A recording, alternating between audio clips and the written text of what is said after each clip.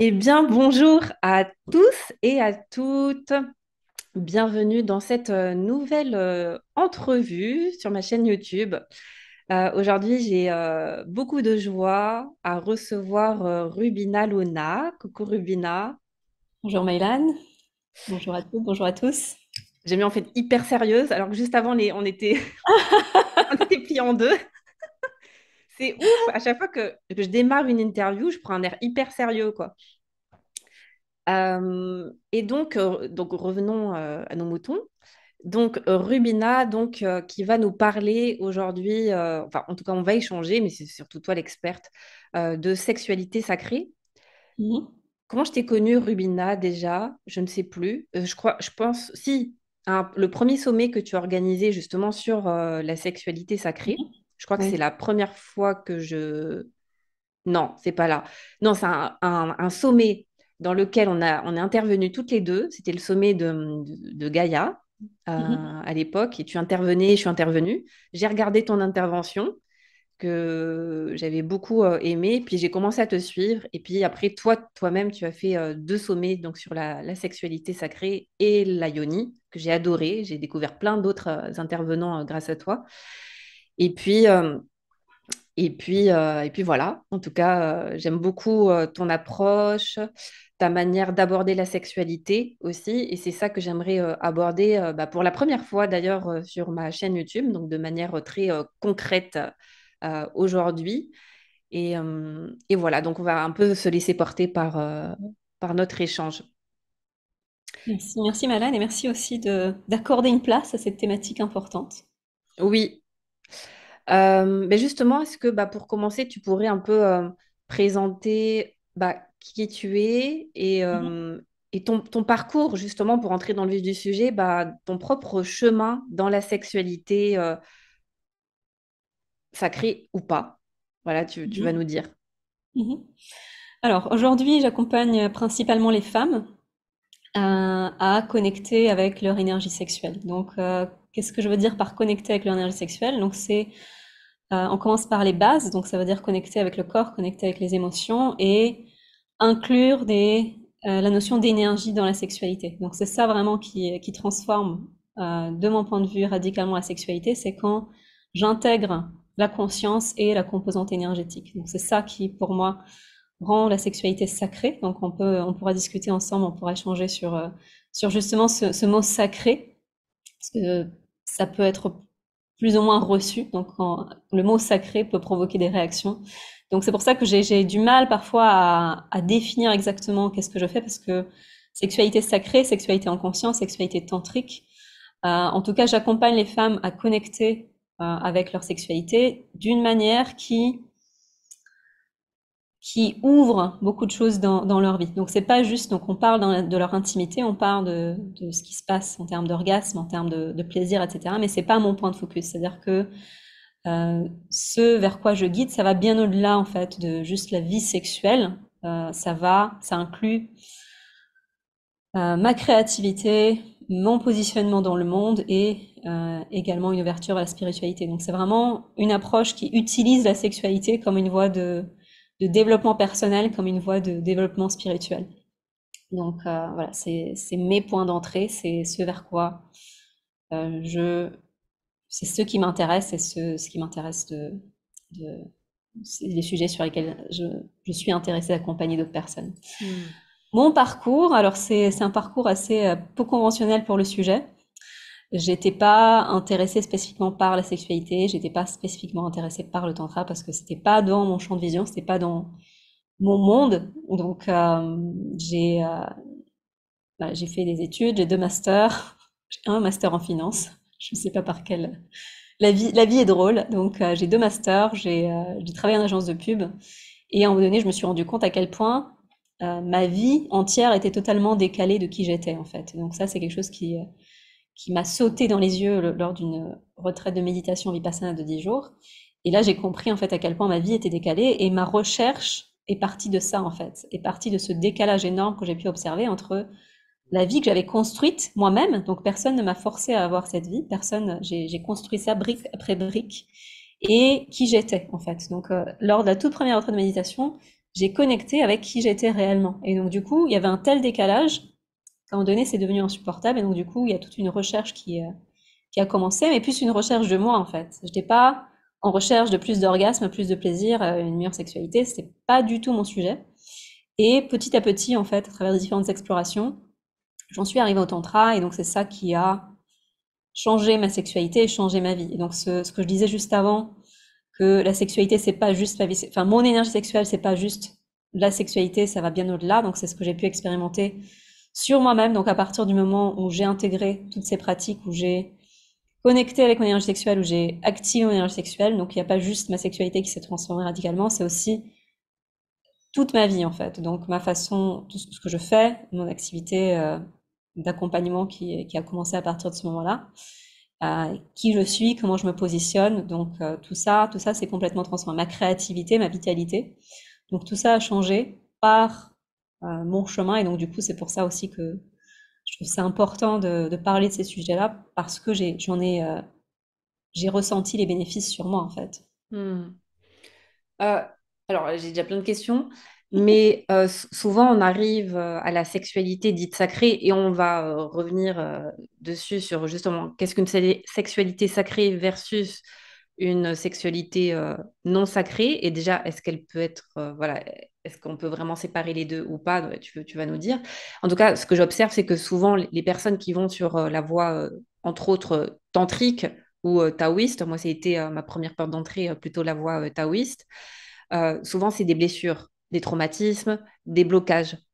Du coup, toi, quel était ton chemin par rapport à... Parce que tu parlais en tout cas de... Voilà, tu t'es rendu compte que tu étais complètement à côté finalement de toi-même pendant toute ta vie jusqu'à un certain point. Mais de manière générale, ce que tu dis, mais quel lien tu fais avec la sexualité? Finalement, comment tu es arrivé à la sexualité sacrée? Et du coup, est-ce que toi, cette recherche-là, elle est partie d'une prise de conscience de blocage ou pas? Mhm. Alors je suis d'accord avec toi, souvent on commence des chemins de transformation parce qu'il y a un mal-être. C'est-à-dire que c'est rare des personnes qui vont commencer à vraiment se poser des questions quand tout va bien dans leur vie. Donc, d'une manière ou d'une autre, il y a quelque chose qui, dans beaucoup de cas, ne va pas. Donc, moi, c'était, comme je te disais, c'était vraiment, il y avait un mal-être qui était là pendant de nombreuses années et avec lequel je vivais. Donc, il y avait cette perception de à quoi sert la vie? Enfin, on est là pour quoi? On est là juste pour venir, travailler, avoir des enfants, se marier et disparaître. Pour moi, ça me paraissait absurde en fait. Mais depuis toute petite, hein, je me Hmm. disais, mais à quoi sert la vie? Je comprends pas. Je comprends pas. Je vois pas l'intérêt de ce cinéma là qui se déroule. Pareil. Et il y avait un vrai désespoir par rapport à ça. Il y avait il y avait une tristesse infinie de me dire, mais je m'emmerde ici, c'est terrible. Donc du coup, il y avait une sorte de désamour de la vie et ça a été aussi un vrai chemin de transformation par rapport à ça. Et un mal-être profond. Et ce mal-être profond, je le noyais. Donc, comme beaucoup de personnes, j'utilisais de toutes sortes de façons de ne pas ressentir ce mal-être profond qui était là. Donc l'alcool, les drogues, la cigarette, le café, la nourriture. Donc moi j'ai eu des problèmes majeurs avec la nourriture pendant des années. Donc je noyais dans la boulimie tout ce que j'avais pas envie de ressentir, l'alcool, la cigarette, les drogues, tout en fait. Ah, je savais Et pas.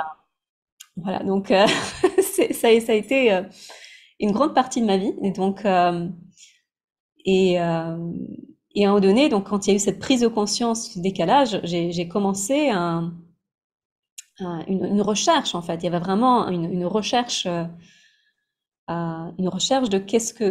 pourquoi en fait, qu'est-ce que je peux faire, qu'est-ce que je peux faire avec ce mal-être.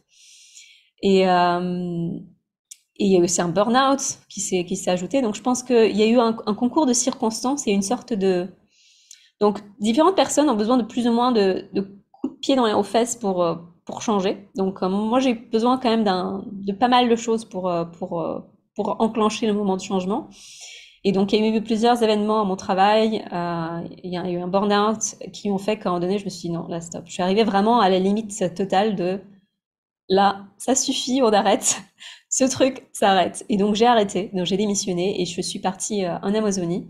Donc j'ai passé un certain temps lieu magnifique là-bas qui a été un profond lieu de transformation pour moi. Et c'est là, en fait, qu'a eu lieu la reconnexion fondamentale qui est venue répondre à mon état de mal-être profond. Et cette reconnexion, c'est la reconnexion à mon être profond, à mon âme.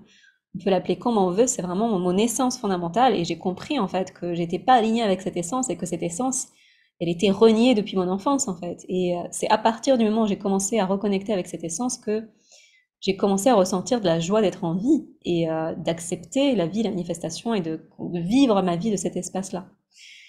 Et pour la sexualité, donc c'était pas du tout en continuité de ce cheminement-là, ça a été un peu par hasard, donc dans ce premier lieu dans lequel j'ai été, en Amazonie, au Pérou. Donc j'ai entendu le mot tantra, et donc l'une des thématiques majeures, parce que c'était vraiment un centre qui était plus vraiment guidé dans la transformation, et l'une des thématiques majeures, c'était justement le blocage de l'énergie sexuelle, mais pas, enfin, dans son expression, comme je te disais plus tôt, dans tout ce qu'elle est, en fait. Donc, ma créativité, etc. Donc, c'était la thématique qui avait guidé notre groupe, le fait que cette énergie était pas dans son expansion, dans son expression. Donc, ça, il y a eu des graines semées dans ça, et du coup, moi, je comprenais pas parce que ma sexualité, telle qu'elle est conçue habituellement, elle est parfaitement bien. Donc, j'avais une sexualité active, j'avais du plaisir, j'avais des orgasmes, et du coup, je me considère pas bloquée dans mon énergie sexuelle. En fait, j'ai compris la différence entre les deux. C'est-à-dire que je peux être dans une consommation sexuelle sans pour autant être en lien avec mon énergie sexuelle, être en lien avec la puissance de mon énergie sexuelle et utiliser cette énergie sexuelle pour mon expansion. Donc voilà, c'est venu comme ça. Et à partir du moment où j'ai entendu le mot tantra, j'ai commencé à faire des recherches sur Google parce que j'avais aucune personne dans mon entourage à ce moment-là qui, qui connaissait quoi que ce soit à ce sujet.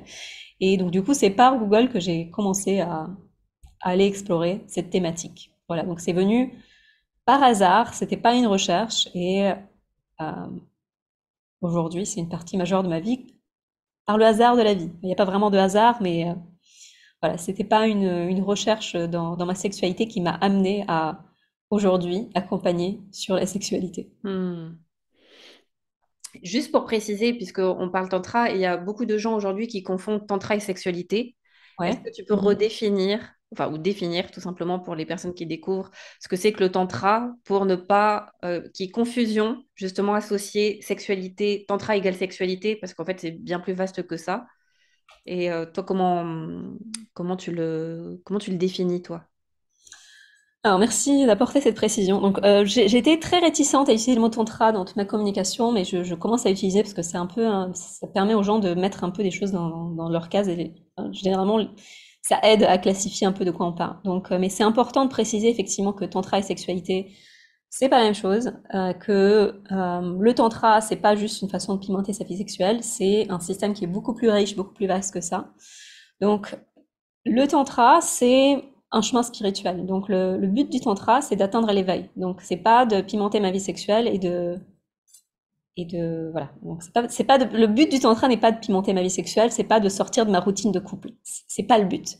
Le but du tantra, c'est d'atteindre l'éveil. Et la particularité du tantra par rapport à d'autres chemins spirituels, c'est le fait que le tantra accepte la totalité de la vie. Donc la plupart des chemins spirituels, ils vont être dans une sorte de dualité de la vie, la matière, tout ça, c'est de l'illusion, c'est le mal absolu. Tant que tu restes dedans, tu baignes dans l'illusion et tu vas continuer à baigner dans l'illusion longtemps. Si tu veux revenir à la source, il faut complètement nier la matière, il faut aller dans ta grotte quelque part et c'est comme ça que tu vas atteindre l'éveil. Donc ça, c'est la plupart des chemins spirituels qui sont dans cette très grande opposition entre la vie, la matière et l'éveil et la spiritualité. Donc il y a vraiment cette opposition entre les deux. Le tantra, la différence, c'est que tout est inclus et que la matière est aussi sacrée que d'être dans une réclusion dans une grotte dans les Himalayas en fait. Donc il n'y a pas d'opposition de ça c'est bien, ça c'est pas bien et ça va même plus loin que ça, c'est que la matière, l'énergie peut être un chemin pour avancer plus rapidement sur cette voie-là. Donc c'est un changement de radical de vue et donc, ce dont je parle, donc quand je parle de la matière, etc., c'est l'énergie. Et donc, ce que le tantra fait, c'est que le tantra utilise l'énergie. Donc, l'énergie fondamentale, la force vitale, la kundalini. Donc, le tantra travaille avec l'éveil de la kundalini, l'activation de la kundalini. Ça ne veut pas dire que d'autres systèmes spirituels, la kundalini n'est pas incorporée, mais elle n'est pas incorporée incorporée dans les premières couches du corps, en tout cas. C'est-à-dire que quand quelqu'un atteint des stades d'autres états de conscience, la Kundalini monte. Mais elle monte pas nécessairement par les premières couches. Donc, elle monte pas nécessairement par des couches qui sont ressenties de façon plus directe, en fait. Donc, le corps physique, le corps éthérique, le corps astral, etc. Donc, voilà, la différence fondamentale du tantra, c'est que le tantra travaille est un système spirituel qui incorpore l'énergie. Donc, il y a la conscience et l'énergie est un chemin vers d'autres états de conscience. Donc, c'est ça le changement fondamental. Et donc, quand je parle de sexualité, qu'est-ce que c'est une sexualité tantrique pour moi? Donc, une sexualité tantrique, c'est une sexualité qui incorpore ces principes où mon énergie, donc ma Kundalini est active, mon énergie circule, et c'est ça en fait un certain éveil de la Kundalini est nécessaire pour avoir accès à des expériences tantriques dans sa sexualité. C'est-à-dire que l'activation de la Kundalini, c'est un chemin d'une vie, et il y a vraiment différents degrés d'activation. Mais pour avoir accès à la sexualité tantrique, une première activation est nécessaire en fait. Il faut que cette énergie puisse circuler dans le corps pour que je puisse ressentir ce que c'est. Et donc, pour moi, qu'est-ce que c'est une sexualité tantrique? C'est pas juste une sexualité où on se regarde dans les yeux et on se touche en douceur. C'est une sexualité où ça, c'est actif. C'est-à-dire, l'énergie circule dans mon corps et par la circulation de cette énergie, mon état de conscience change. Donc, quand mon énergie atteint le cœur, mon état de conscience, il est au niveau du cœur. Donc, il y a quelque chose de fondamental qui change dans ma perception de la vie. Quand mon énergie atteint les chakras du haut, mon état de conscience change. Donc pour moi, c'est ça une sexualité tantrique.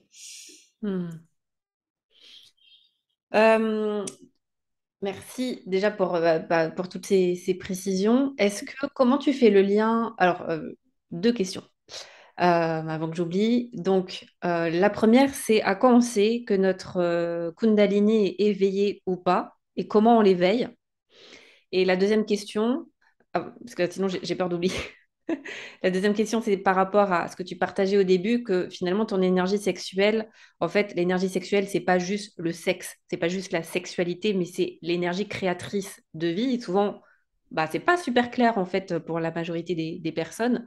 Et du coup, de quelle manière, donc c'est vraiment deux questions totalement différentes, mais de quelle manière en fait, quel lien tu fais euh, entre la libération de ton énergie sexuelle, de ta kundalini et ta créativité. Parce qu'on pourrait se dire, c'est quoi le rapport avec la choucroute?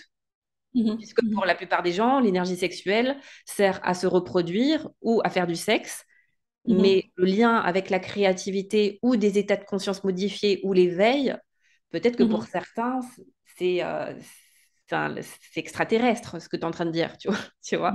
J'entends. Alors, pour commencer par ta première question, comment j'éveille la Kundalini? C'est pas quelque chose que j'invite à forcer. C'est-à-dire que la Kundalini, elle va se réveiller quand elle va se réveiller. Donc, toutes les méthodes qui forcent, moi, je suis fondamentalement contre. Moi, je fais rien dans ce que je propose, dans les accompagnements que je propose, où on force cet éveil. Donc, moi, j'ai participé des workshops, des ateliers, des choses où il y avait vraiment quelque chose de très poussif et ça marche. Donc, il y a des méthodes qui marchent. Mais pour moi, c'est pas juste, en fait. C'est-à-dire que pour moi, c'est pas juste une énergie, en fait. C'est une force intelligente. C'est une énergie intelligente. Il y a vraiment de l'intelligence dans la Kundalini. Et pour moi, c'est pas juste de forcer cet éveil. Maintenant, il y a des systèmes plus longs, en fait. Donc, dans ce spectre-là de juste pour ma sexualité, je trouve pas juste de forcer ça d'une façon artificielle. Maintenant, donc comme je disais, ça fait partie d'un chemin spirituel. Donc il y a des pratiques millénaires qui permettent graduellement d'aller vers ça. Donc donc moi une grosse partie de ma vie ça a été le yoga. Ça c'est un aspect et l'autre aspect c'est donc le tantra traditionnel. Donc c'est vraiment les deux piliers spirituels de ma vie. Donc le premier ça a été le yoga.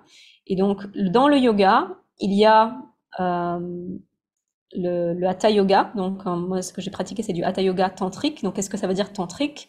Ça veut dire qu'on incorpore cet aspect énergétique dans le fait sur quoi je me concentre, en fait. Et dans cette concentration, donc, dans l'évolution de ce qui se passe, donc il y a le hatha yoga tantrique et ensuite il y a des pratiques de kundalini yoga. Donc, Kundalini Yoga, c'est pas le Kundalini Yoga du Yogi Bhajan. Donc ça, c'est une marque Kundalini Yoga. C'est pas des textes traditionnels authentiques, en fait. Donc c'est un système qui marche pour certains. Voilà. C'est juste pour faire la distinction entre des choses qui viennent de textes traditionnels et des choses qui sont plus en quelque sorte marques. Donc Kundalini Yoga de Yogi Bhajan, c'est une marque d'un certain type de yoga. Quand le Vinyasa Yoga, c'est pas un yoga traditionnel, c'est un yoga qui a été amalgamé relativement récemment, en fait. Donc pour revenir à ce que je disais, donc si je choisis le chemin yogique, avant que quelqu'un initie une autre personne, donc si la personne est vraiment consciente de ce qu'elle fait et a conscience des conséquences de ce qu'elle fait, avant qu'elle initie à des pratiques de Kundalini Yoga, il va y avoir un certain nombre d'années de pratiques de yoga, de purification. Donc, qu'est-ce qui se passe avec des pratiques de yoga?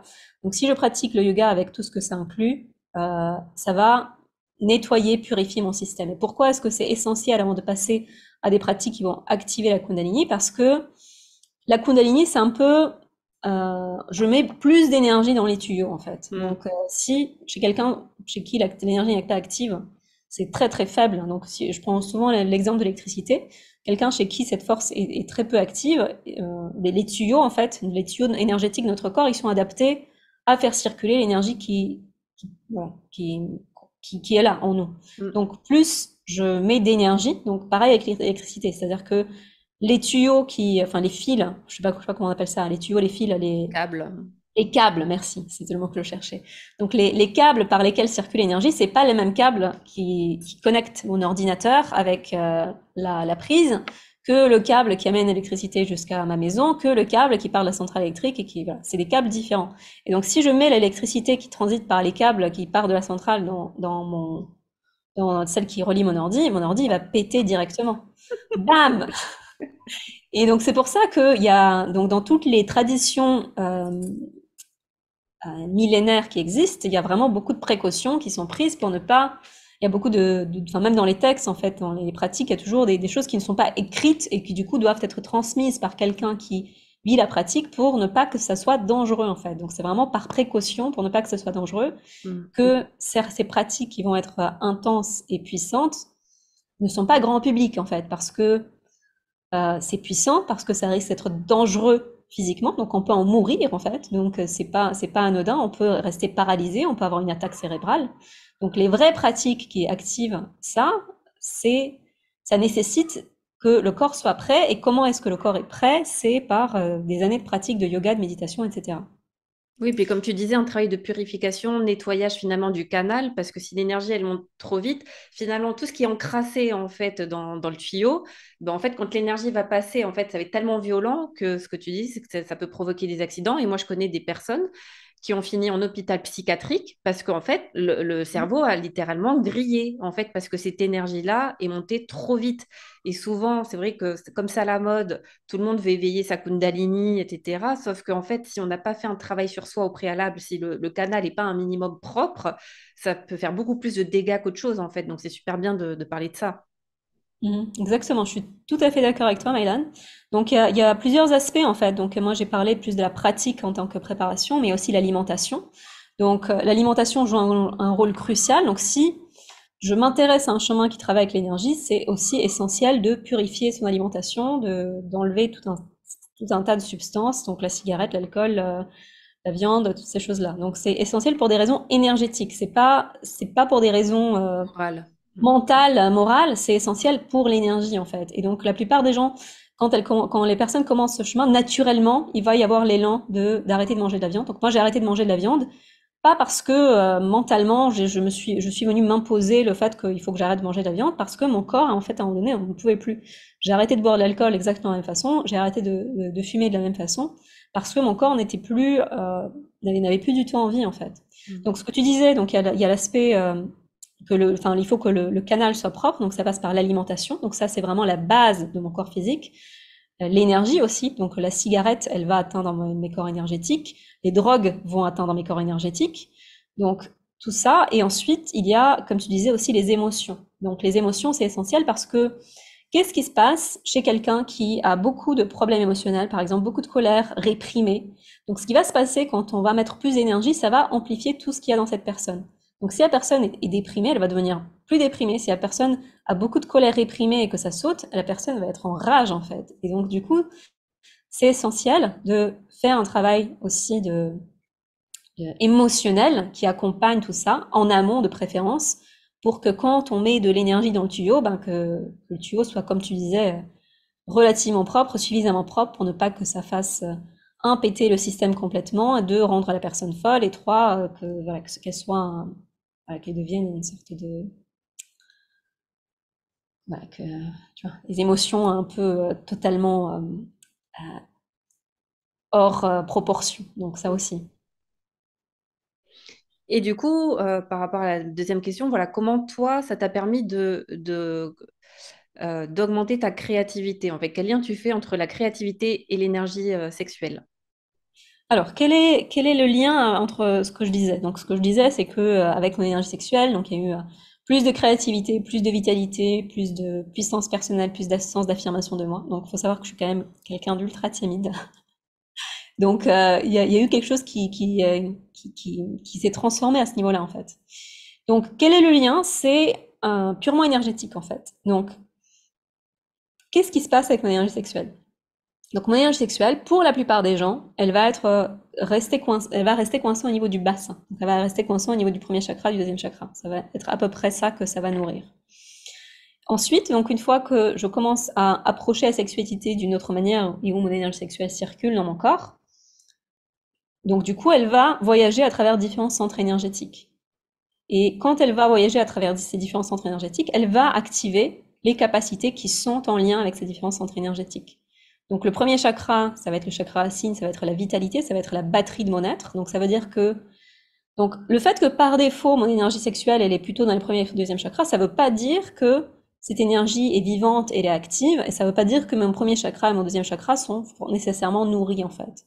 Donc c'est vraiment comme si je prends la métaphore de l'eau, donc l'eau elle peut être stagnante, donc si je mets de l'eau dans un récipient et que je la laisse pendant 10 ans sans la bouger, elle peut être putride, stagnante, donc elle va pas venir nourrir, elle va au contraire en fait, elle va venir alourdir.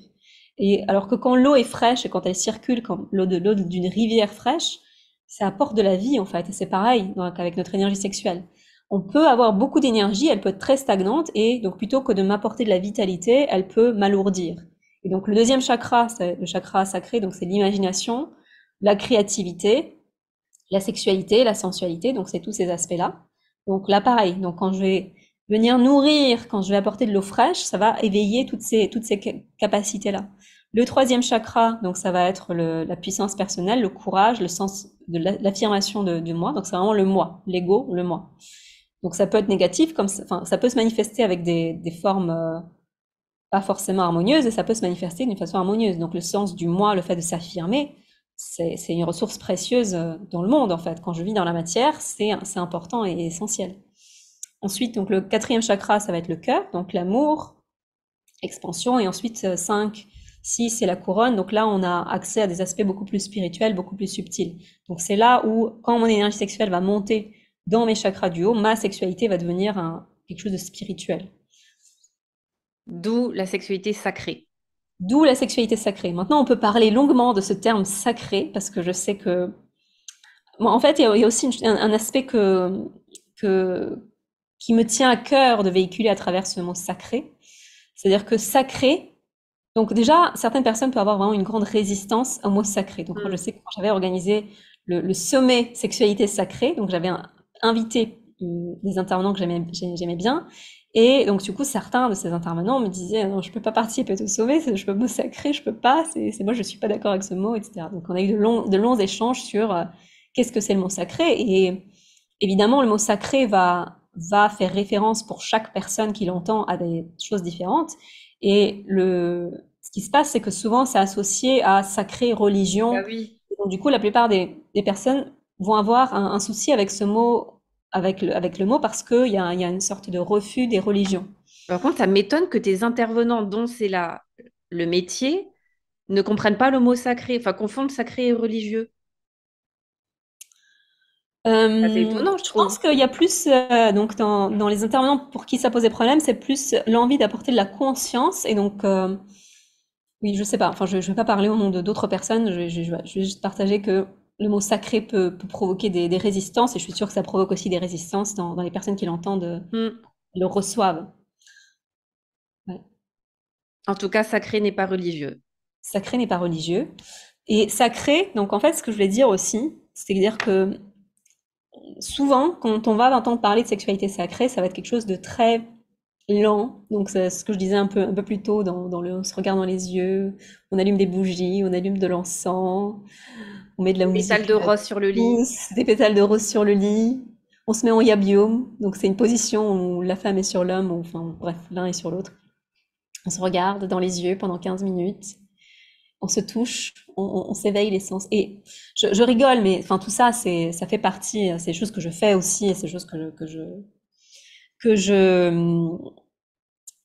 C'est un que je rituel. transmets aussi dans les accompagnements. Donc je me moque, mais c'est juste pour dire que c'est pas dans ça que réside le sacré en fait. Le sacré ne réside pas dans l'encens qu'on met ou dans les bougies qu'on allume ou dans les pétales de rose ou que sais-je, ou dans la musique en fait. Le sacré, c'est un état intérieur et qu'est-ce que c'est l'essence de ça en fait? C'est je connecte à mon essence véritable, à l'essence de mon être, l'essence de qui je suis, la source, donc la source dont on est tous venus.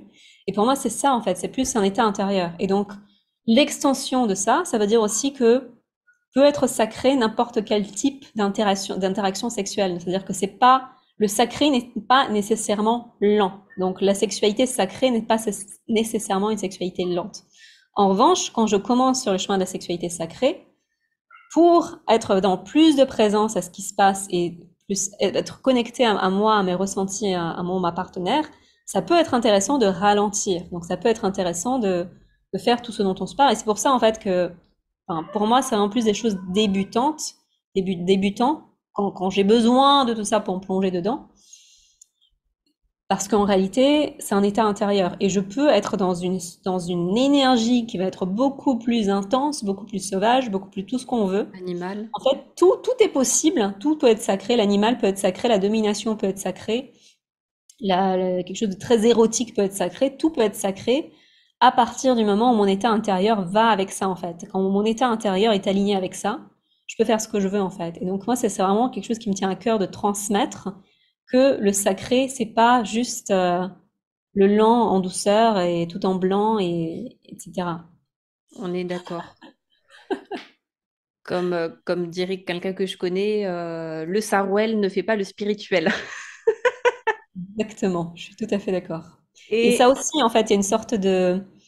Donc, je pense que beaucoup de personnes passent par là. Moi, je suis passée par là. Quand on commence notre chemin spirituel, une sorte de puritanisme spirituel qu'on veut mettre en place. Et on veut, voilà, il y a une sorte de ça c'est bien, ça c'est pas bien, ça c'est spirituel, ça c'est pas spirituel, ça c'est sacré, ça c'est pas sacré.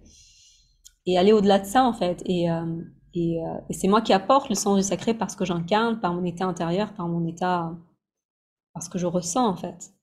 comment, peut-être pour revenir dessus, parce que c'est hyper intéressant, je trouve, de souligner justement que tout peut être sacré et qu'une sexualité sacrée, c'est pas forcément, comme tu disais, quelque chose un peu dans, finalement, cliché que moi j'avais aussi, hein, c'est-à-dire les pétales de rose, l'encens, une certaine ambiance, presque, faut pas se toucher, donc c'est comme c'est sacré, c'est presque une sexualité éthérée, donc Mhm. c'est presque énergétique, c'est presque, ah, voilà, comme ça. Et que en fait c'est pas le comportement en fait qui rend la relation et la sexualité sacrée, mais c'est l'être, l'état d'être, l'état Mhm. d'esprit. Mhm. Et du coup, comme tu dis, on peut bah, si je vais je veux dire, dans l'extrême, mais avoir des pratiques sadomasochistes sacrées, alors qu'on pourrait se dire mais c'est tout sauf sacré en fait ce genre de pratique. Et toi, où toi tu remets le sacré au centre, c'est qu'on peut avoir ces pratiques-là, mais dans un certain état d'esprit. En fait, c'est l'état d'esprit qui va le rendre sacré ou... C'est quoi l'inverse de sacré?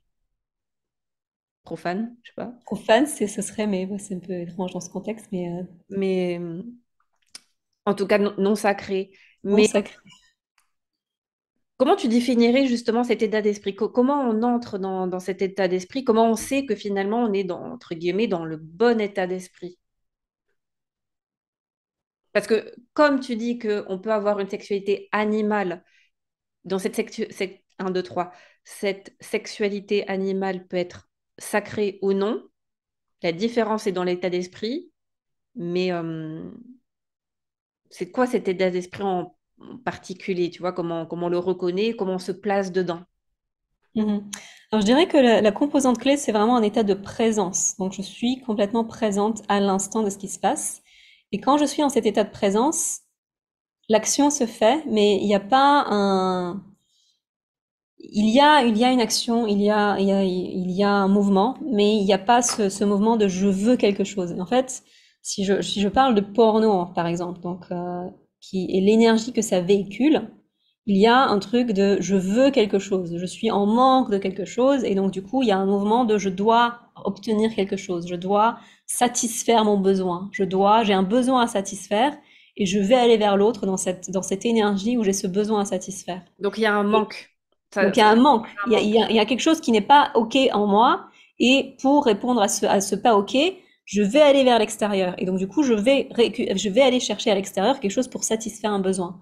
Et pour moi, ça, c'est quelque chose qui ne va pas du tout avec l'état dont je parlais en fait, ou qui est un état de présence. Et ça veut pas dire que j'ai pas de désir. Je peux avoir un désir super fort, je peux avoir un élan super fort. Donc l'idée c'est pas ni de réprimer le désir, ni de dire que le désir est mauvais, ni de dire que cette énergie bouillante est mauvaise. C'est juste comment j'interagis avec. Donc je peux partir dans le mouvement dans lequel cette énergie m'impulse. Donc partir dans le mouvement de je dois satisfaire quelque chose ou ressentir pleinement, complètement cette intensité du désir en moi et interagir avec l'autre. Et ça amène une puissance extraordinaire à l'échange en fait. Donc, quand j'interagis avec quelqu'un qui est dans, qui a beaucoup de désir, donc ça, beaucoup de désir, ça veut dire beaucoup d'énergie sexuelle, ça veut dire beaucoup d'étincelles, ça veut dire beaucoup de potentiel, en fait. Donc ça, c'est extraordinaire. En revanche, c'est une vraie capacité à ramener ça en soi. C'est-à-dire que cette énergie, plutôt que d'avoir un mouvement qui part vers l'extérieur et qui déverse sur quelqu'un en mode satisfait mon désir, je la garde en moi. Donc c'est une puissance extraordinaire. Et le paradoxe de ça, c'est que quand quelqu'un arrive à faire ça, du coup, il y a le mouvement. Donc l'autre, plutôt que d'être envahi dans ce mouvement de, il y a une puissance phénoménale que j'ai en face de moi. Donc du coup, il y a au contraire, en fait, il y a une attraction de l'autre qui est attirée par ça, en fait. Donc c'est un processus alchimique. En fait, c'est deux Exactement. énergies fortes qui se rencontrent et Exactement. ça fusionne. Et justement, est-ce que du coup, tu confirmes que par rapport à ce que tu partageais au début, que le but, en tout cas, de la sexualité sacrée, c'est d'atteindre l'éveil, d'atteindre cet état d'unité à deux, finalement, ou Mhm. pas? Alors, c'est la prochaine question. La sexualité tantrique et sacrée, est-ce qu'il faut forcément avoir un partenaire ou est-ce que ça peut se vivre seul? Et après, je ne sais pas si on aura le temps, parce que là, c'est un vaste sujet sur le couple. Le couple. Sur, et si c'est avec un partenaire ou quand c'est avec un partenaire, est-ce que c'est avec un partenaire, j'allais dire, sérieux? Est-ce que ça peut se faire avec un partenaire d'un soir? Voilà, en tout cas, ton avis par rapport à ça. Alors tout est possible, hein. Toutes les configurations sont possibles. Il n'y a pas de ça c'est du tantra, ça c'est pas ça c'est une sexualité tantrique, ça c'est pas une sexualité tantrique. Encore une fois, c'est un état d'esprit. Donc je peux être à une orgie et si tout le monde dans cette orgie est dans le même état d'esprit, dans le même état de conscience, ça va être sublime et sacré en fait.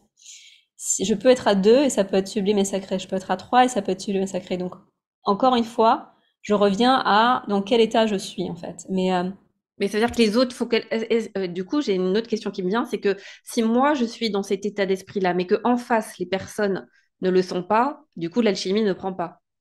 ça peut, en fait, c'est là la magie de l'initiation aussi. C'est-à-dire que il y a une transmission qui se fait aussi quand je suis vraiment complètement dans cet état et donc il y a une transmission énergétique qui se fait. Donc comme je partageais plutôt la sexualité tantrique, c'est la conscience et c'est l'énergie. Donc quand quelqu'un a une capacité à faire circuler l'énergie dans son corps, donc si j'interagis avec quelqu'un d'autre qui n'a pas cette capacité, il va y avoir une initiation, une transmission qui va se passer.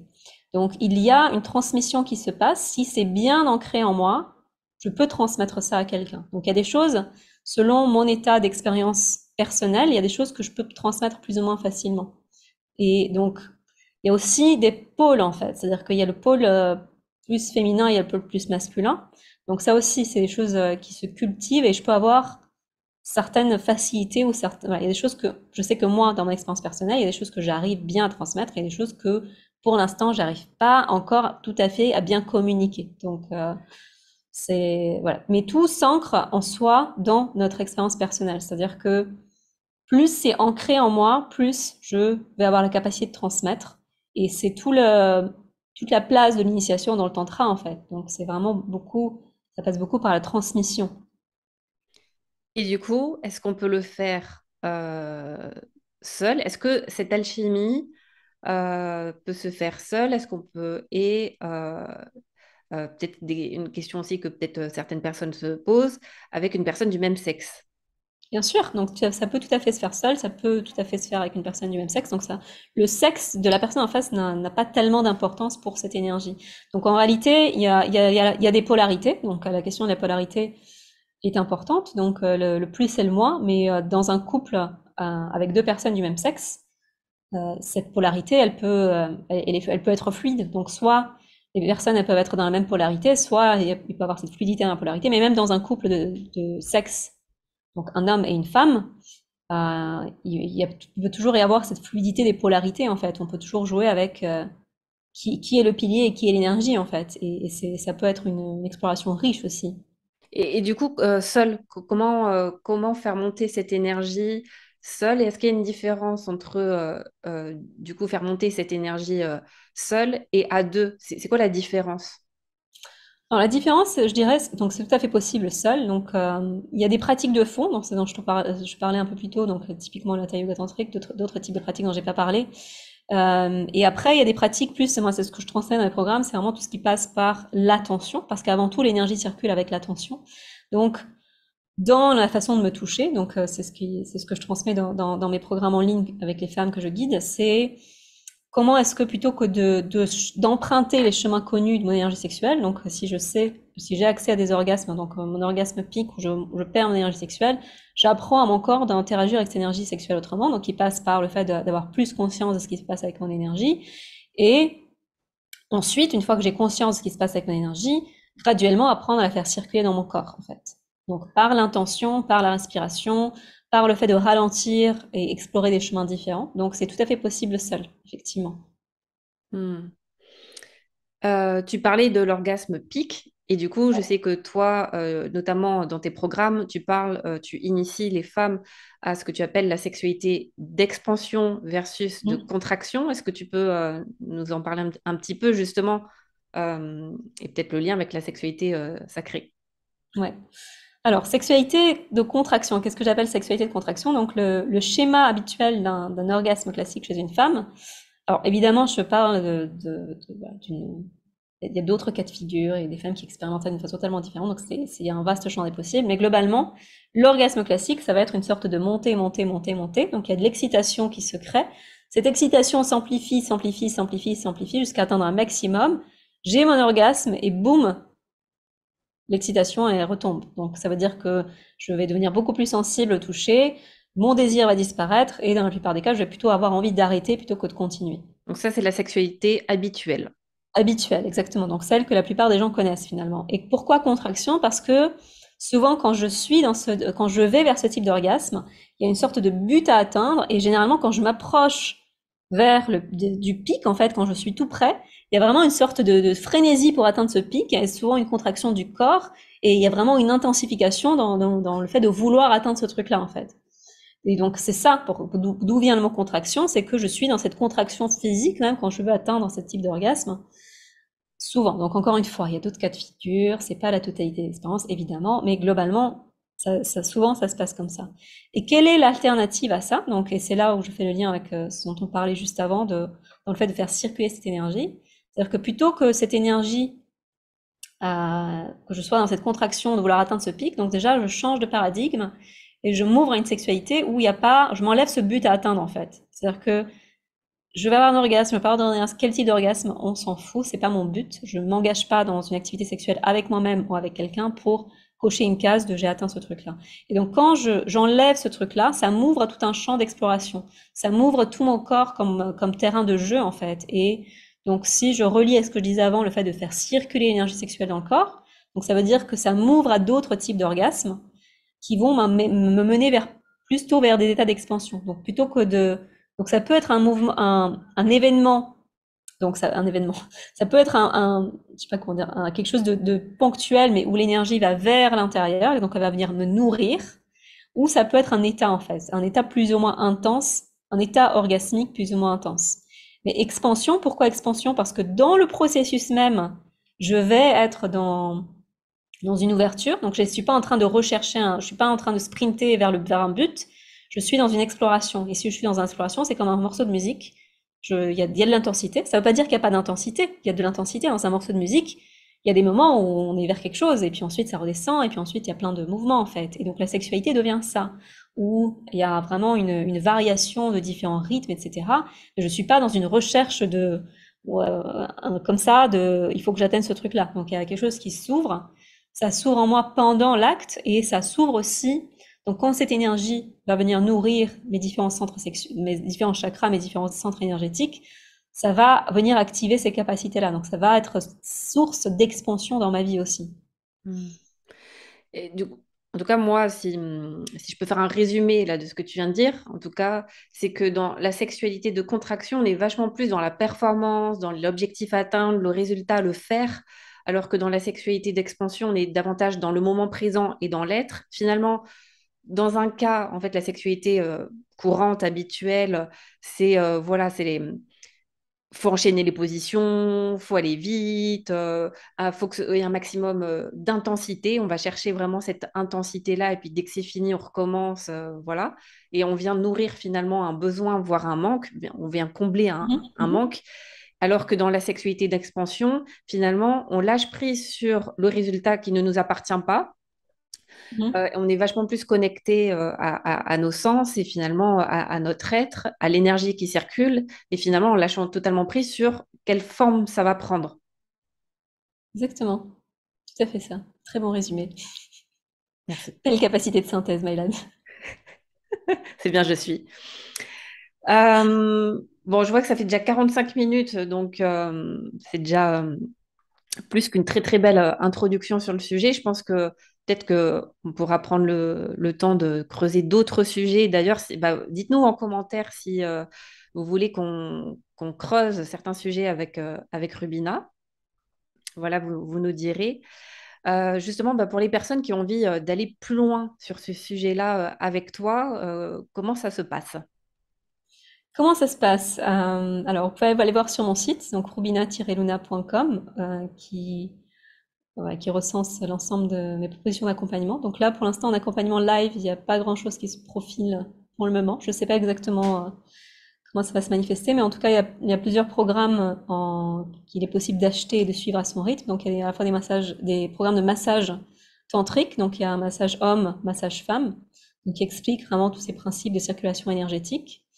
Il y a un programme qui s'appelle Bliss qui se concentre spécifiquement sur le plaisir féminin. Donc, c'est vraiment comment est-ce que moi, avec mon corps, comment est-ce que j'explore pour expandre la capacité de mon corps à ressentir plus de plaisir. Donc ça, c'est un programme pour les femmes. Et il y a un autre programme qui s'appelle l'immersion éveil, qui est un programme plus en profondeur qui va explorer justement donc les différents chakras dont on a parlé avec les différentes thématiques qui y sont associées. Donc il y a des pratiques de yoga, il y a des pratiques de œuf yoni, des pratiques de yoni massage. Donc c'est un programme qui est plus complet, plus engageant aussi. Voilà, donc tous ces programmes existent aujourd'hui voilà, il est possible de s'inscrire et de suivre à son rythme. J'envisage d'écrire un livre, donc c'est un projet qui commence à germer. Les graines ont été semées, ça commence à. Voilà, donc j'ai envie de transmettre tout ça à travers un livre. Hmm. Et après, il y aura d'autres accompagnements en live, mais je ne sais pas exactement ce qui en sera. J'ai l'intention de lancer un membership, enfin une sorte de cercle de pratique en fait, là, peut-être dans un mois ou quelque chose comme ça, qui s'étalera sur plusieurs mois, parce que ce que je constate, c'est que beaucoup de personnes que j'accompagne me disent qu'il y a une difficulté à suivre en fait. Donc quand elles font les programmes, elles font les pratiques, etc. Mais une fois que le programme s'arrête, il y a une difficulté à vraiment maintenir une Discipline. discipline en fait. Et donc du coup, j'ai envie de faire quelque chose qui répond à cette problématique qui est très fréquente de bah, c'est forcément toujours plus facile de faire une pratique quand on est guidé, accompagné, quand il y a une sorte de cadre qui est proposé. Donc, Je ça confirme. fait partie des envies que j'ai de proposer des pratiques régulières dans une sorte d'abonnement sur plusieurs mois. En tout cas, vous pouvez constater que la créativité chez Rubina est bien Pas de présente. problème avec la créativité, ça c'est sûr. Donc, son énergie créative est bien activée. Donc, c'est super chouette. En tout cas, je mettrai tous les liens sous la vidéo pour les personnes qui veulent te joindre. Du coup, je te laisse le mot de la fin. Voilà, peut-être quelque chose que tu n'aurais pas eu l'occasion là, de dire et qui te semble important pour terminer. Merci, merci. Le mot de la fin, c'est que le potentiel est infini. Voilà, donc tout, quel que soit l'endroit où vous en êtes dans votre sexualité, dans votre vie, ce que j'ai envie de dire, c'est que le potentiel est infini. Il y a toujours plus d'expansion possible.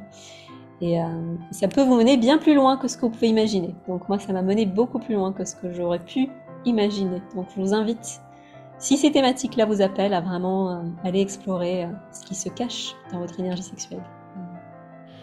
Merci beaucoup, Rubina, pour cet échange passionnant. Et en tout cas, ouais, je Voilà, pense qu'il y en aura d'autres. Voilà, on approfondira avec d'autres plaisir. sujets.